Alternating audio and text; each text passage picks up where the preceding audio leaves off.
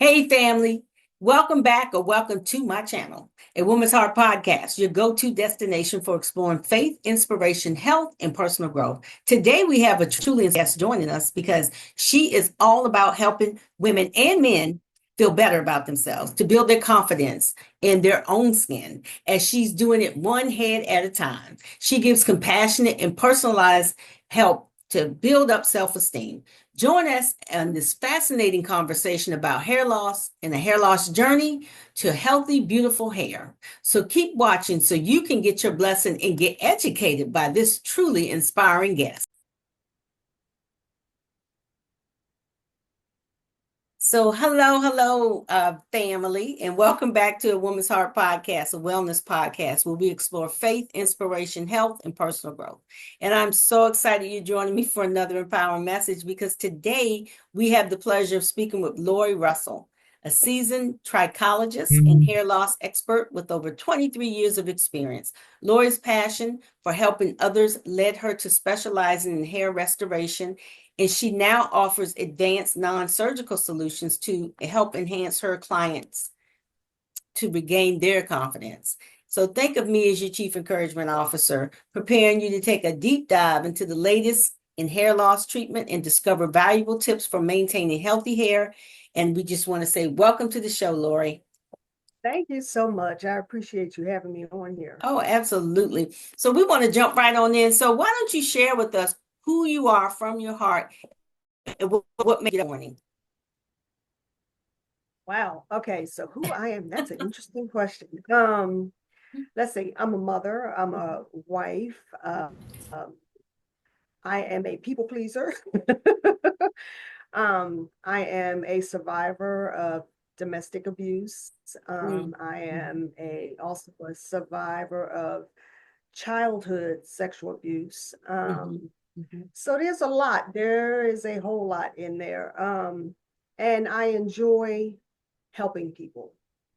Um, I wish there was another platform I could actually speak about those in-depth things because I'm a work in progress. Yes. Definitely a work in progress. Yeah. Well, love that. Well, Trying thanks to for do sharing all that. of that. Yeah. Well, I think Um, part of the pain along the way in our life, we leverage that. Like you said, you like helping people. So it evolves into you wanting to help others, right? Part of that is it's your story. So yeah. you can't dismantle the story and say, I don't want this piece of me. I don't want that piece of me. I'm just gonna keep the good stuff. It's everything. So thank you for sharing that. Yeah, a lot of people don't know about that part of me. They don't Hmm. know my backstory. Right. Because along with that comes a lot of work that I've had to do and Yeah. still working Yeah. because the self-esteem or lack Yes. thereof, the Hmm. lack of self-worth, the not feeling love, the Hmm. yearning for that love. Yeah. I'm, I would, I'm in my second marriage now. It's a whole Hmm. different world. So Yes. Hmm. prior to that, the people I selected to be around me were not healthy. So, Right. And it's you just been, find that out. I mean, you discover that along the way. It's like, okay, this isn't health. This is toxic. This isn't healthy. Being right. around the wrong people, in the wrong environment. So And I'm definitely. 60 years old now and still on this journey of trying to work through all of that. So I commend you on that, Lori, because and first of all, you don't look 60, so let's just go there. I'm 60 years old. Okay. I don't believe it. But if you say so, But I think part of it is, it's a healing journey. When we start out very early on in our childhood and something happens along the way, and then you get into these other relationships because of that thing that happened along the way, right? Yep, You don't even recognize that that's the thing that's getting you right. into the wrong relationship. And then as you unravel all of these pieces of yourself as you get older, part of it is finding out, that you're still some healing that happens along the way. But I think that's our life's journey. It's like to It find is. a way to not let the thing destroy you, but to empower you to be better, to be able to help other people who might be going through some of those same challenges. Right. Right. what you're doing Exactly. with your business. So I love that. So let's take a really deep dive into your journey, like your background and your passion. So you've had a diverse career path from cosmetology to salon management to specializing in hair loss. What inspires you to pivot your focus on addressing hair loss and thinning specifically? Is it something that actually has happened to you, or you just saw it happen with a lot of your clients? So, okay, so we'll take a deep dive. We'll go back a little bit. Mhm. Prior to even cosmetology, I was Mhm. working in the insurance field. So I worked at Okay. Prudential Insurance Company for about 15 years. Mhm. Um, Mhm. and then moved to North Carolina from Philadelphia, because that's where I'm originally from, and moved to North Carolina and stayed in the insurance field, but it was a different field. I was in commercial insurance. Right. And then something kept calling me to this community college that had a cosmetology program, which was right near me. Right. And one day, so I've had a fear of taking tests, of, you Mhm. know, and so I didn't think I was smart enough. Right. Never thought I was smart enough all through school. So one day I just went over there and I applied. I had to take an entry exam, which I was terrified of. Right. Um, I did it, got into the program, and that's where the whole cosmetology thing started. I quit my job and went to cosmetology school full time. I love that. You like this is it for me. Yeah. And the pivot, you had to make a pivot because that's a huge pivot. Wow. Yeah. And then so from there, I was on a dean's list the whole time and I Mhm, started so you building were smart. confidence.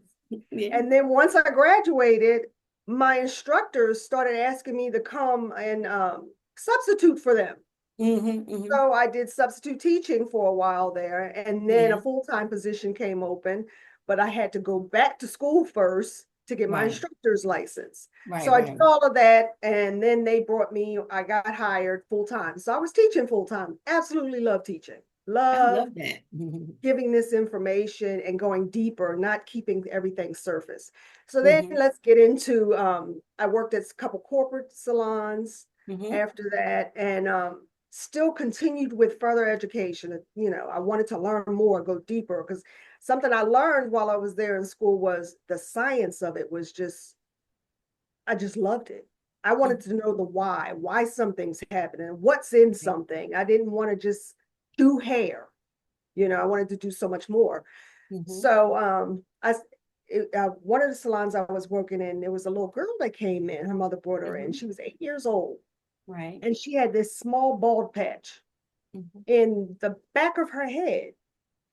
Now we learned about alopecia and those kind of things, which simply means hair loss. Right. But then I wanted to know why this is happening. Hmm. So I talked to the mother and told her she should, take her to the doctor because there's something more going on. You don't just lose hair. There's a reason for it. Right. Right. And long story short, it was alopecia areata. That's how it started, Hmm. which is um, autoimmune.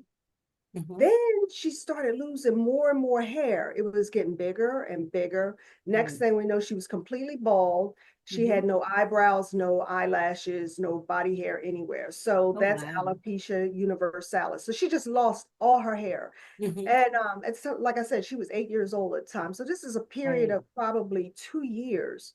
Yeah. And again, I wanted to go deeper into it, figure out, what all this was about. And, life took some turns.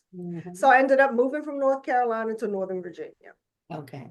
And I worked at corporate salons up here. Then I was managing the salons. Okay. And then decided to pivot and open my own. And, it was a full service salon. Hmm. And I was seeing more and more people come in and they had scalp issues. Hmm. And all anybody would tell them is, oh, it's just dandruff. Or they Right. would have pain in their scalp. It would be very tender or Mhm. constant itching in the crown of their head. And, Right. so again, research, and I'm deep diving. And then finally I decided to go to trichology school Hmm. because I wanted to really get into the science and the cellular makeup and what causes the hair loss, what's affecting the cells. And that's where I finally finished after a year. which included hands-on clinicals and everything. So it was a lot. Wow, that's Um, pretty impressive. Now you went from I don't think I was very smart in school to now going and becoming a scientist. That's a huge pivot. You figured it out along the way. Well, I really am smart. You made the dean's list. You were a teacher. You got all those wonderful gifts that were just there. and I still struggle, even Yeah. through all of this and all that I've accomplished. I still struggle with imposter syndrome. Hmm. Feeling like, am I supposed to be doing this? Am I supposed to be here? And I Yeah. have to have a lot of self-talks on a daily basis to try And and, that's important. Yeah, I love that you said that because you do have to coach yourself. Doesn't matter how, I'm sure, even if you think about Oprah Winfrey, Tyler Perry, all those folks, they struggle at some point too, right? yeah, yeah, And they admit it, but it's okay to coach yourself into the right headspace. I think that's the right. key is to coach yourself into the right headspace. And one of my biggest, I'll say, fans is Mhm. my daughter. She prayed for me this Oh. morning that I'd be able to say what I needed to say and Mhm. whatnot. So she's always pushing me and saying, "Mom, you got this." And so Mhm. um the reason why I keep going is my family, Yeah, particularly your my tribe. children. I love it. I want Mhm. to make them proud. I want them to see that, I may not have been the mom they may have hoped while they were growing up because there was so much minutia going on. Yeah, Um, yeah. but here I am now, Right. and I want to And make them and proud. not looking 60 years old. That's the first thing. And My bringing bones it, said. like bringing it, right? Really bringing it. So you have an opportunity to flourish in what God has called you to do and your purpose. And I think that's wonderful, Lori. I think you've made some strides. I can hear it in your story, how you've moved from where you were to where you are now. Um, and your kids will be proud of you and your family. And they Yeah, are. I'm sure they are. Yeah, yeah. And then the great thing about that is you just getting started. yeah. And people keep asking me, well, how much longer are you going to do this? You're just getting started. No, I'm just getting started with this. No, I'm Right. not, you know. My husband Yeah, even I asked me, love how that. long are you going to keep doing this? Like, As long as I need to, as long as God I always says, as long as God puts breath in my body, I'm gonna do it. there Right. you go. There you That's go. part of There it. you It's go. helping. How can I help? How can I help? So could you like share some of the most common hair loss myths that you've encountered and what's the reality? A lot of people have these myths about what hair loss, how you lose hair. So give us some examples of how people lose their hair. What does that look like in terms of what I might believe versus what scientifically? So one of the biggest ones I hear is you get hair loss from your mother's side. Oh my goodness. Yeah, That's a I had myth. a hairdresser say, well, it could be hereditary. I said, I don't want Well, to hear that. well, I didn't want to and hear it though. So, right, but now a certain reason for hair loss, right, it's not that it's hereditary. What right. it is, you have a gene that you have gotten from either your father's side or your mother's side Hmm. that makes you sensitive to what's called DHT. Okay. DHT is short for dihydrotestosterone, and it's Hmm. something our bodies produce, Okay. and it just attacks the follicle. Caught early, you can block the DHT, but it's going to Hmm. be a forevermore journey of blocking that DHT to keep your Hmm. hair. And that what those are called is female pattern hair loss and Yeah. male pattern hair loss. Some people like to Okay. call it baldness. I don't like that word. It sounds harsh. So I call it hair loss versus baldness. Right, Um, right, right. so those two are from the androgenetic alopecia. Hmm. There's other forms that I've seen. A matter of fact, I have a client who has frontal fibrosing alopecia. And Hmm. what that is, it's autoimmune. It's an autoimmune issue. So Right, all the oils and potions and lotions in the world are not going to bring her hair back. right. She's bald from ear to ear and from Hmm. about 3 inches. This is completely smooth. Now she's 78 years, so one would probably say, "Oh, you're 78. Why are you worried about it?" Because she's Right. very self-conscious. You know, she Mhm. has this hairstylist who cut her hair into a bang to kind of cover all this. But if she's outside and the wind blows, well, there you can see everything. So Right, she's right. very, so she walks around holding her hair so it doesn't move from her face. Oh, Um, yeah. so I created a custom unit to put on that area, and she Mhm. was in tears.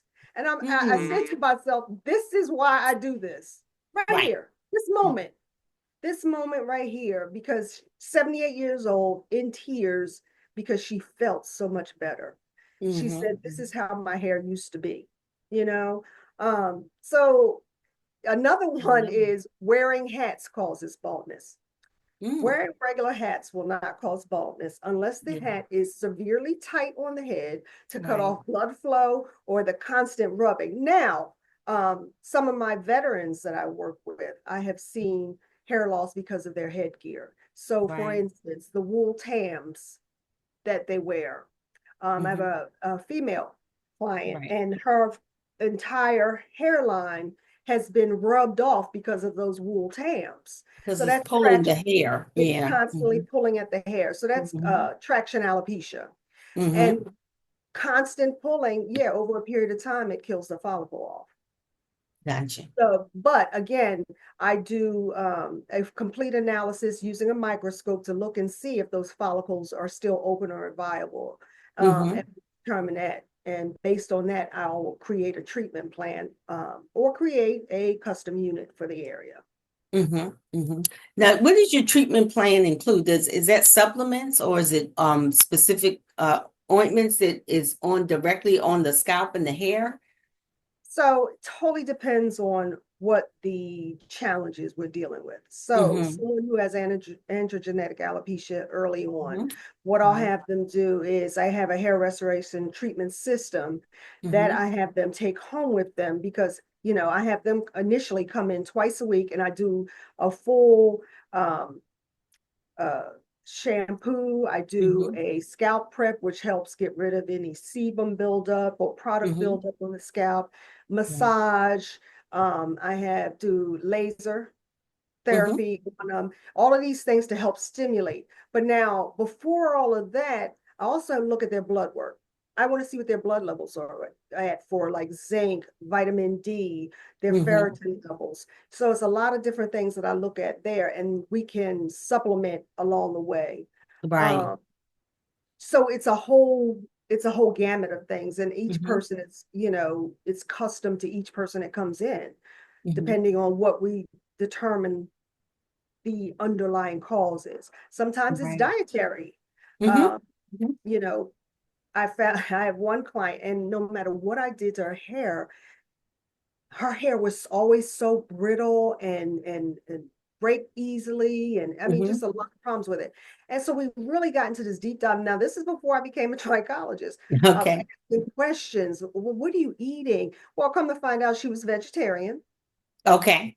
So she was hardly getting any protein. Well, the Yeah, she hair is wasn't made getting up it. of protein. It Right. needs that protein. It needs those fats that you take in from food. Now, mind you, a Mm-hmm. lot of the food we eat is garbage, but Right. That's true. That's it true. has so much. It has hormones in it. It has All kinds of stuff. all Yeah. kinds of Mhm. stuff. But you need a certain amount of protein because this fiber here is made of protein. So we discovered that, and it wasn't until she got pregnant and couldn't eat anything else but meat. That was the That is only thing interesting. Now, did stayed her down. doctor like tell her that? Like you gotta eat the meat because you gotta get the nutrients for you and the baby? No, she was nauseous and vomiting all the time. She could Mm. not eat, she couldn't keep water down. Wow. And it wasn't until one day she was in a car with her husband, and he had a burger eating it, and she asked for a bite. And from then on, she She's was like, this eating is what meat. I need. That was the only thing that would stay down. My goodness, that is so funny. Yeah. Wow. So figuring that out, and Hmm. just going into a deep dive of what you're taking in. A lot of it also could be everything starts in your gut. Right. So it could be your Yes. microbiome, your malabsorption. You're not Hmm. absorbing the nutrients in your food, which your cells need. So Hmm. there's a whole lot to it. It's not just, cut and dry for every person. Yeah. So that's really good. I appreciate that. Now, in terms of the best vitamin for the hair, what would you recommend to the audience in terms of vitamins for your hair? Like, because you can go to any GNC or vitamin store, whatever, but what do you recommend for hair in terms of making it strong? Because you get all of this stuff out there, right? Yeah, It's a yeah, lot of stuff you got to weed through. a We got an whole lot. expert right now. So I know a lot of people say, "Oh, I take biotin." Okay, biotin is good. Biotin, okay. Biotin is good. Mhm. But biotin doesn't grow hair. Okay. Biotin strengthens the hair. Saw palm, Uh, saw palmetto is a good mhm, one.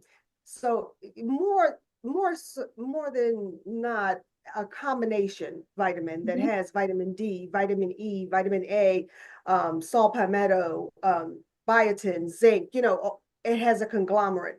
But again, I like to look at the blood work and see where we, mhm. because you To may tell not them where need to a, start. Yeah, tell them right, where to you need a start. Mhm, starting point, not just, okay, well, let's try this, let's try that, let's try the other. Let's get to the bottom line, the underlying cause of your hair loss. Let's see what your body is lacking and mhm. supplement based on that. Right. I love that. So how do you get referrals or people just know about you from your social media? How do your clients come to you? Well, be honest, I'm gonna be honest here. I'm the worst with social media. I think Okay. after my business Facebook page was hijacked. Hmm. I just kind of like, ugh, with social media, I kind of poo-poo it. But I know everybody Mm. swears by it, lives by it, but that just has, anyway. So most of my clients come from word of mouth. Okay. Or like the other day, somebody saw my sign outside on the door and Mhm, knocked on the door and asked me questions. But most of it is word of mouth. Would I like other, more additional clients? Absolutely. Or platforms like this, or I get out mhm. into the community a lot. So I do community events with veterans organizations. Okay. Um, in the area. I also have been to set up at different health and wellness events that are going on. So I've met a lot of people through that. I've done Mhm, speaking. I've been asked to come speak at various for various organizations. So I've mhm. met through that. So that's where I've been getting a lot of my clients so far. Okay. Well, it sounds like you have expanded. I mean, based on that, but I guess the social media would just be an additional avenue, right? Because Yes, you sound. yes. I try here Sounds and like there you to have throw it. some up there. Yeah. Well, you never know. We can use some of these snippets from your podcast. Get those out there. Let people know what you're doing. I know LinkedIn's a really good one, Lori. So that may Is it be really? something to think about. Yeah. I do It's have more a LinkedIn business. page, and to me, like I've gone on there and it's like, okay, this is really just kind of like Facebook and all the other ones. I don't. I think the difference between the Facebook is trying to become that because you see a lot of stuff out there. It's like, why is this on LinkedIn? Because my daughter Right. literally just asked me that the other day, which was hilarious because I was talking to her and I was doing something. She's like, see, that's becoming like Facebook, mom. I was like, yeah, don't pay attention to this one. Look at this, So a lot of business stuff out there. People are talking Yeah. about what they're doing and offerings that they bring, that kind of thing. I think that's that's kind of like the deviation for me, where it's more business like, but it is starting to get a lot of other stuff out there that has nothing to do with business. So Yeah. yeah, Yeah. Yeah. so it's food for thought. But so when we look at, everything that you've done, and I think too in your bio you mentioned that you build strong relationships with dermatologists and compounding pharmacists. So how does that, or how does this collaboration approach benefit your clients, you having that collaboration with others in the industry? Well, how it benefits is because being a trichologist, I can't write prescriptions. Okay. Okay. I can do an analysis and having someone who trusts me and I trust them, Hmm. um, collaboration helps with me being able to refer a client if I need additional testing done, if I need a Hmm. scalp biopsy done, something along those lines. That is a huge help. Now, the Hmm. compounding pharmacist, um, I'm gonna be honest, I started losing my own hair in my hairline and in the crown of my hair Okay. because I had come to find out, is a long story short, I discovered that I was having thyroid issues. Of course, my age, Okay. I had having hormone issues as well because I had a Right. hysterectomy when I was 36. Okay. So I decided to and I was having gut issues. So I decided to do a saliva test with the compounding pharmacist and Okay. discovered that I was highly allergic to gluten and wheat, which was my gut issue, A which lot of people are. I've heard that, it started like in the 2000s when I started hearing about gluten. I was like, what is this thing? Yeah, a yeah, lot of people are allergic. They don't know they are, highly, but they yeah, are. highly allergic to it. And it's not just on, ingesting, but if I shampoo my hair with a shampoo that it has hydrolyzed wheat protein, Mm-hmm. I want to tear my scalp off Mm-hmm. because it Mm-hmm. itches so bad. So it's not, and different lotions, I'll break out. So that caused some malabsorption for me as far as, nutrition to feed my cells. So I Right. started eating, and it was like one day I shampooed my hair, and I looked one day like, what in the world? Why am I seeing the crown of my head? What is going Right. on? Right. So I got the saliva test and it just discovered so many things. So I have that collaboration for that reason. I can Mm-hmm. refer clients if we need to go a little deeper Mm-hmm. into what's going on in their gut. I also have clients who are diabetic, who have high blood pressure, and this pharmacy is Quality of Life Pharmacy in Bowie, Maryland. Mm-hmm. They work with patients who are diabetic to help with getting them off of metformin and all these other I love drugs. that. That's good. So yeah, Mm-hmm. they they're, and like I said, they're compounding pharmacists, and they look at what your body is lacking. So Mm-hmm. Mm-hmm. that collaboration has been such a benefit to my clients to That's be so able to good. refer them. Yeah. Yeah. I love that because you not only did you pivot into the scientific perspective, but you just like have collaborated with others in that industry to make sure that your clients are fully serviced. So I love Yeah. that. That is so Yeah. good.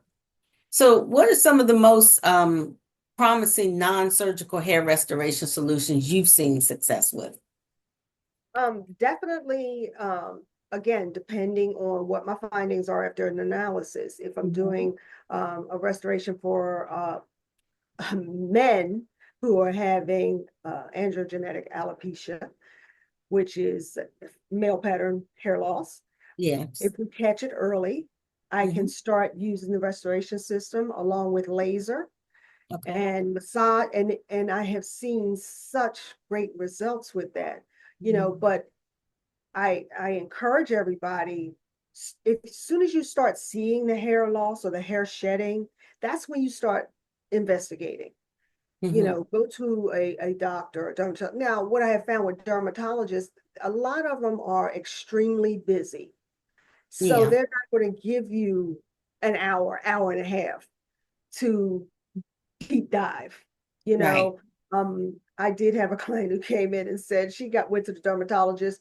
Dermatologist said, "Oh, okay." She goes out, comes back with a needle, and it commences to giving her needles in her head. Never said why, what it could be, and she just kind of Like sat there that ain't happening today. shocked, like, Hilarious. why are we Right. doing these? And I know what it was. It was cortisone shots, to help Right. with inflammation, but she had no clue and never went back to that dermatologist to go Right. deeper. But she's diabetic, she has high blood pressure. So there's a lot of underlying things that are happening. Now, In could the trying to medications too that a diabetic or someone who has high blood pressure they're on, could that also affect their hair loss just because of absolutely, medications? Okay. well, the medications can definitely contribute to it even further because again, you have high blood pressure, you're dealing with blood supply. So the high blood pressure is meant to lower the blood pressure, Mm-hmm. so you're dealing with, and you need blood flow to feed the bulb of the hair to make it grow. Right. So Right. anytime there's disruption, it's like with COVID. Mm-hmm. If you look, there's so many Facebook groups out there with COVID hair loss, women in COVID hair loss, Right. because so many women experienced losing like 75, 80% of their hair after having COVID. And it's because it's a vascular issue. And then having long COVID can make it even worse. So, you know, it's a thing of it'll come back, but the body has to heal itself. Now, Right. there's things you can do to help in the cellular process, the Mhm. vitamins, the massage, the laser, those kind of things, which will stimulate and provide energy to the cells. Right. Yeah. That's good. Thank you for that. That was so thorough. That was a great answer. I appreciate you so much. I'm like, wow, these people just don't know. You got A the lot of expert people in that don't, area. Hmm. because you go on these social media sites and you see some, use this oil, use this Take this potion, pill. Take this pill. yeah, boil some rice and use the rice water. And I've heard that. I've heard to boil the rice, use rice water, all of those different things. none of that is going to make your hair grow if you Wow. don't get to the underlying cause. Exactly. That's real. So I love this. So how can our listeners proactively address some of these potential hair loss concerns and maintain healthy hair at home? Like if they don't get to you, what are some of the things you would recommend them do if they can't get to you, or they don't, they don't have a way of trying to figure it out? What is some of the home remedies that you would recommend for folks? Shampoos that don't have a lot of sulfates and phthalates and stuff like that, Mhm. moisture, um, naturally curly hair. It needs lots of moisture, which is why you go Yeah, outside and it goes poof because it's sucking right. in all the moisture out the air. So Exactly. moisture is a huge thing. The Hmm. hot tools, if you're going to use hot tools, get some that have a temperature control on them, because if it says 450, well, you're putting 450 degrees of heat on your hair and you're killing it. Hmm. Um, it'll burn it from the inside out. Right. So, you know, uh, so definitely shampooing. You don't need a lot of oils. You don't need to sit and grease your scalp. Our Hmm. bodies are so smart. They produce sebum, which is its own natural oil. Get a Hmm. paddle brush, brush your scalp. That causes stimulation, getting that blood flow in there. Hmm. Um, uh, what else? You mentioned that because I remember when my mom, before she passed, she had this brush that she loved, that she had gotten off of one of the, I guess she saw it on TV or whatever, and her hair really did grow. She was using this brush every day to stimulate her scalp, and I would always tease her, I was like, your hair is growing. It was so funny to me, but it was that brush. It's bringing blood flow to the area. And Yeah. that's what your cells need, is that blood flow. That bulb needs is the blood flow to the area, as well as the nutrition from the food you're eating, the Hmm. supplementation, but the right supplementation. And you only know that by getting blood work Right. to find out what you're lacking. So you don't want to, because too much of a good thing is just as bad as not at all, Right. Right. So um, definitely just, some people get chemicals. Okay, don't do them yourselves. That's why the professionals went to Right. school. Because I saw somebody the other day doing a relaxer, showing everybody how to do a relaxer. This was just a regular person Yeah. doing a relaxer, and she just slapped the relaxer all over her whole head, relaxed hair that was relaxed before and everything. Right. That's a no-no, because every time you relax your hair, you lose a bond. Right. Eventually, there'll be no bonds holding the hair shaft together. So leave the chemicals to the professionals. Um, Hmm. and you know, just make sure you focus on your scalp as well. Yeah. Scalp health is very important, very important. And if you feel itching constantly, or your scalp is really tender, that's the Mhm. time to go see somebody about it, whether it's a dermatologist or a trichologist like myself. That's the Right. time to I really love start that. looking at it. Speaking of that, so how can people get in touch with you? Can you share your information, your website, your email, phone number, so folks can reach out to you to further the conversation, or if they want to uh, ask for your services? And I do a quarterly newsletter. That was my New Year's resolution, to get a quarterly newsletter started. And I sent out my first newsletter last week. But it's my website is www.youngerhairsolutions.com. Hmm. My phone number is 571-230-6302. And my email is Lori@youngerhairsolutions.com. That's LORI@youngerhairsolutions.com. Mhm. And I'm located in Springfield, Virginia. Springfield, Virginia. Okay, Yes. so awesome. That is so good. So, but people can get to you, like they go on the website and they want to get an appointment with you, they can do it through your website. They can just send me a message. Okay. Or just call me, Okay. and I'll schedule their appointment because I always want to do a consultation before, Mhm. anything else. We got to do a full consult and analysis. Awesome. I love that. So, Lori, it has been a pleasure having you on the show with us Oh, today. my pleasure. Thank you again for taking time out of your busy schedule and sharing your heart, your knowledge, and your wisdom with us. We appreciate you so much. We know that as you continue to grow your business, you just getting started. So thanks again. Thank you so much, Edna, for having me. I appreciate it. My pleasure. So, and as we wrap up, I'd like to say if you've enjoyed your time with us, please like, subscribe, and share this podcast with a friend so they can connect with Lori if they need to. And then if you need to reach me, you can reach me on voemetoday@gmail.com.